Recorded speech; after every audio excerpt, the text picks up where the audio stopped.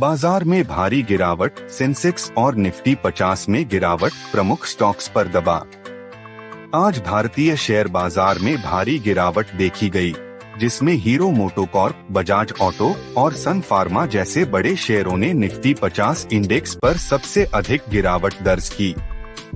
दोपहर 11:44 बजे तक सेंसेक्स 1316.41 अंक यानी 1.65% की गिरावट के साथ 78,407.71 पर और निफ्टी 436 अंक या 1.79% गिरकर 23,868.30 पर पहुंच गया।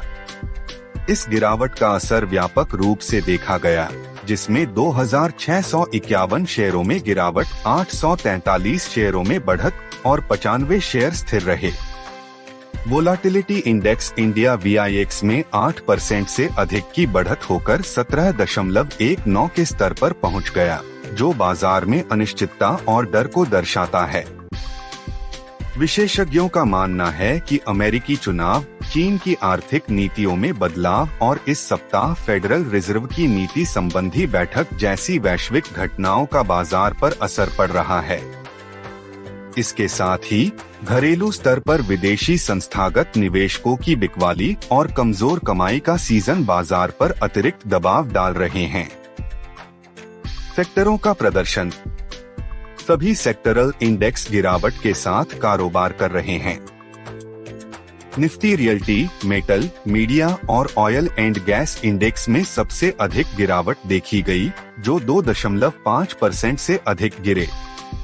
यह व्यापक गिरावट बताती है कि निवेशक सुरक्षित विकल्पों की ओर रुख कर रहे हैं।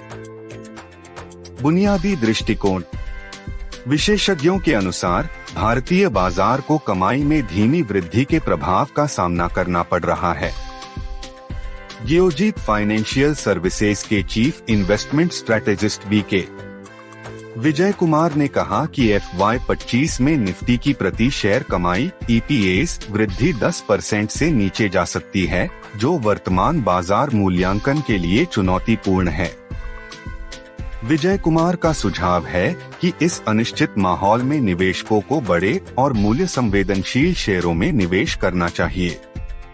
तकनीकी दृष्टिकोण। जियोजीत फाइनेंशियल सर्विसेज के चीफ मार्केट स्ट्रैटेजिस्ट आनंद जेम्स के अनुसार पिछले सप्ताह निफ्टी 24,150 के स्तर पर गिरावट से बचने में सफल रहा, लेकिन ऊपर की ओर तेजी कमजोर रही।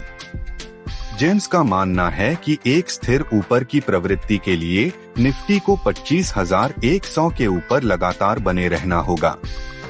अगर निफ्टी 24,150 के नीचे गिरता है तो यह 23,900 से 23,300 के स्तर तक गिरावट का संकेत दे सकता है। प्रमुख लाभार्थी और नुकसान उठाने वाले शेयर। इस कठिन बाजार सत्र में भी सिप्ला, टेक महिंद्रा और महिंद्रा एंड महिंद्रा MM ने निफ्टी इंडेक्स पर सकारात्मक प्रदर्शन किया। दूसरी ओर हीरो मोटोकॉर्प, बजाज ऑटो और सन फार्मा को बड़े नुकसान का सामना करना पड़ा। सेंसेक्स में टेक महिंद्रा और MM ने बढ़त बनाई, जबकि अडानी पोर्ट्स, रिलायंस इंडस्ट्रीज और सन फार्मा में तेज गिरावट देखी गई।